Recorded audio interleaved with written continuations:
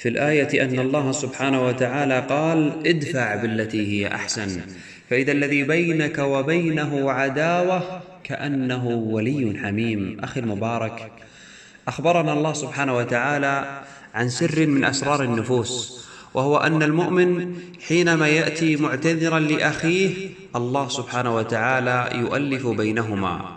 لذلك وجب على المسلم وأن يبدأ بالإصلاح، وأن يبدأ بالخير، وأن يدفع الشر من قلبه حتى ينال الأجر من الله سبحانه وتعالى.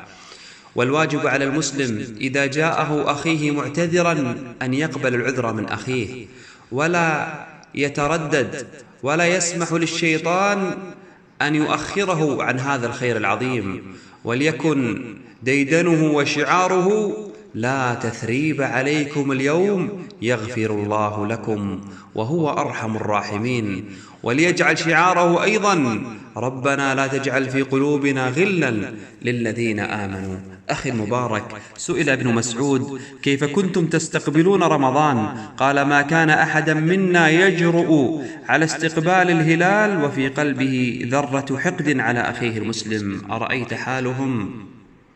إذن بادر من الآن برسالة، بمكالمة، باتصال، لعل الله سبحانه وتعالى أن يقبل منك هذا الشهر.